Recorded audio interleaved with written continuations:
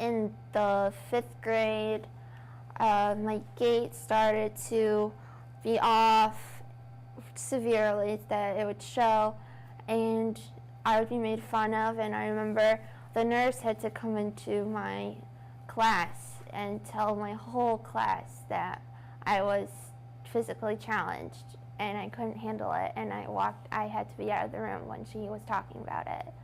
Ever since then, I mean, I'm more accepting of myself.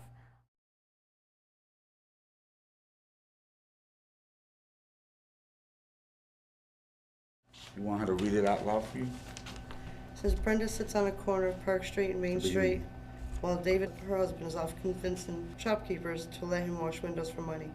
If he is successful, they'll live large tonight, maybe get a soda or some food.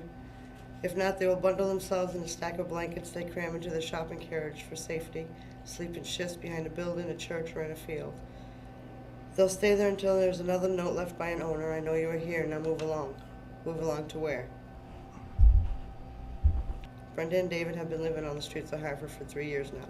We try to be as much as happy as we can, and it's not easy being homeless. They can see the pain that we carry, you know? We just left everything in God's hands.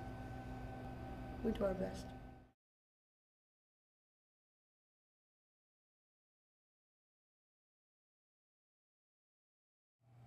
In the mornings, I'm in front of Travelers, and in the afternoon, I'm on this corner here at Max Bibbles, and on the weekends, I'm in front of Black Eyed Sally's down on the Salem Street.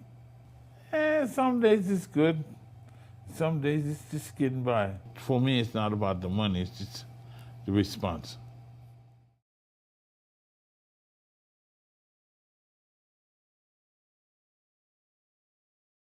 I came from Puerto Rico to United States. I always wanted to have a business.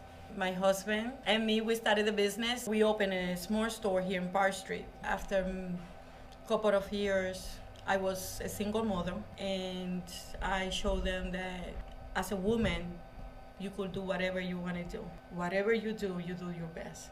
And I try to be the best mother, the best wife, the best daughter, the best person that I could be for my community.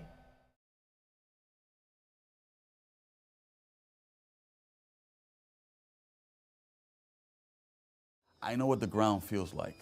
I know what the dirt tastes like. You know, you can't change. It does not matter. It doesn't matter what you've gone through. It doesn't matter the circumstance. It doesn't matter where you live. As long as you're determined, you have a plan, there's purpose. There's purpose in life. And that's my message to everyone who's trying, you know, saying, I'm struggling, I can't do it in life. You know what? You can make it.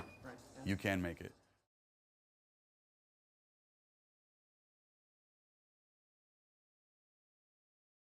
I covered the cave of my family, and I went myself to be killed. The German noticed me, and he asked me, where's my family? And I told him, the family went to the marketplace already. He said, if you don't run fast enough, I'll kill you right now, you better go. I was very happy that they survived, and I'll be going to be killed. So finally I decided to ask people to take me as a son. I went over to this lady. I asked her if she wanted to take me as a son. That's how I survived the first massacre.